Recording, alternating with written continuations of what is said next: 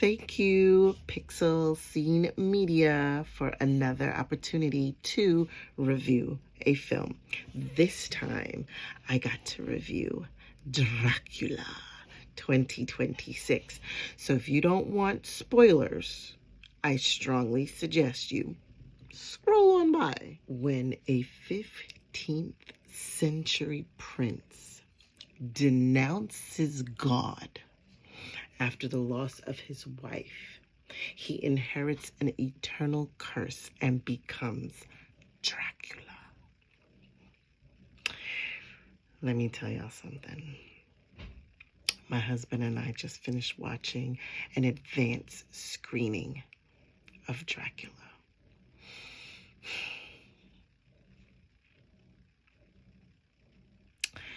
First of all, the director, Luc Besson. Bravo, sir. To the actors, I love me some Christoph Waltz. Ever since Django, he's become one of my favorites. I love him so much. And Prince Caleb Landry Jones did not disappoint, okay? Zoë Bleu did her thing, but all the accolades are with Dracula. All of it. Phenomenal. I loved this film. Now, unlike many of the previous iterations of Dracula, this was a lot less bloody. So my son, who does not really like to watch horror films, he could have watched this. He could have watched this. This was more telling his story from his side, more so. I like some of the subtle changes that they took from the lore. So one of the things is we didn't quite get to see his transformation. Like, it was very subtle what he went through after losing his wife, and denouncing God. He struggled, and it showed, his pain, his torment of trying to find,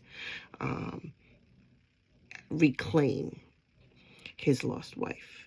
So it didn't really, give, and most of the Dracula stories don't give the how he became, but he slowly begins to degenerate into what we now know as Dracula. The comedy, the one main hilarious scene of the film is when he is so overcome with grief. He has tried every which way to find his wife and decides he's done. I'm gonna die. And he can't. He keeps trying and trying over and over and over and over again to kill himself. And God is like, since you want to play in my face, right? So love that. I love that we got to see that side of the beginning, that he could not die. And that was the, okay, I've been cursed, right? Another subtle change is in all of the previous films that we've seen for Dracula.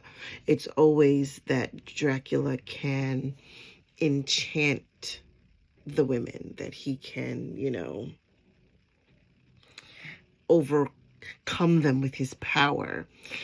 But in this film, which I really, really liked, it showed him going to different countries to figure out how to get the perfect scent, the perfect pheromone, perfume, cologne that would entice women. And he found it, and he created it, or it was created for him. And then he goes out on the town, and the women go crazy. I loved that aspect. I thought that was very cool, very different, right? So that was 2. What else? There was no Renfield, technically, in this film. Most, he always has someone to do his bidding. This time, okay, 3. This time, he had little gargoyles, which were very, very cool. So they were his minions for centuries. His gargoyles did all his bidding, acquired all his money, found him blood when he needed it. So I really appreciated that change. So there was no Renfield, which was cool, because usually in previous films, when there's a Renfield, it's either overacted or just not well done. Usually it becomes too much of a comedy with Renfield. So I really enjoyed his little minions. There was the one scene when Mina's betrothed escapes, and he's coming, one of the gargoyles is coming to bring him food, and it's like, they don't speak, but their actions are very childlike. I've said too much. So it was really, really good. Christoph, always an absolute pleasure to see on the scene, trying to find, how to get Dracula, kill Dracula, end his suffering. And the research, so he gets a doctor. So he's a priest. Christoph plays a priest, and then he partners with a doctor, and they find Marie, who is, one of Dracula's vampires. And that was funny. That was also not funny, haha, but it was very, tongue-in-cheek. She was all of the things. She didn't disappoint. So I liked her character. There are a couple of times where I was like, okay, honey, take it down just a little bit. But other than that, I thought, she was good folly. That's the word. She was good folly for the film. And, but I loved it. I'm going to insert hubby's thoughts. What are your initial thoughts, sir? It was very good. And it kept me awake after not getting much sleep, which says a lot. They changed a few things at the end, which was made a little bit different than the other interpretations, but it was still mostly faithful to the original. So it was very good. What was one thing that you liked most about the changes that they did? It was a little less magical and a little bit more grounded, but it was still really good.